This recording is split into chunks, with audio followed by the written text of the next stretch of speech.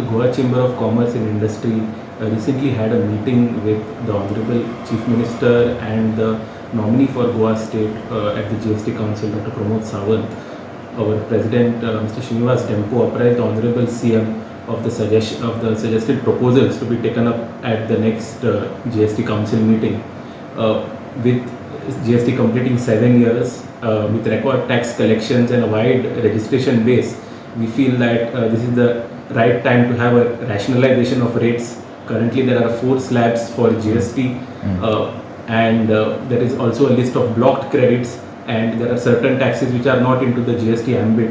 We believe that rationalization of these taxes will really help to reduce the classification cases, will help to reduce the inverted duty structure cases, as well as provide a seamless flow of credit.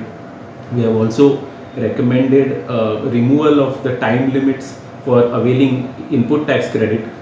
GST, when it was in the nascent stage, especially in the earlier years, there were cases where taxpayers were not able to claim certain input tax credit in the earlier years. We feel that if this facility is given to the taxpayers to claim, then I think it will really help their financial working capital. The other macro matters which we had represented were for revising of the returns, so that any unintentional or clerical errors can be rectified very quickly rather than waiting for future periods, as well as for incentivizing genuine and compliant taxpayers with qualitative benefits like processing of faster refunds.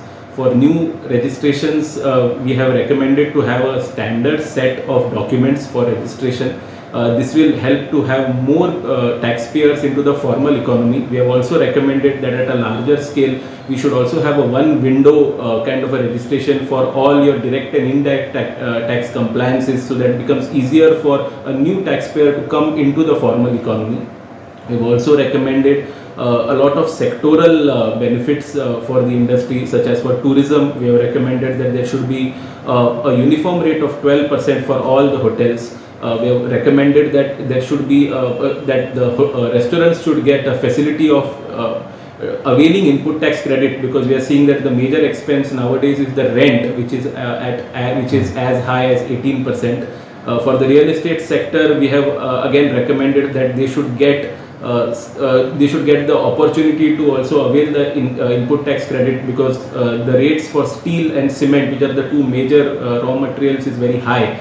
And in the end, this is the cost which will be passed down to the customers. We have also given sectoral benefit recommendations for the shipbuilding industry, which usually has an inverted rate structure, as well as for export.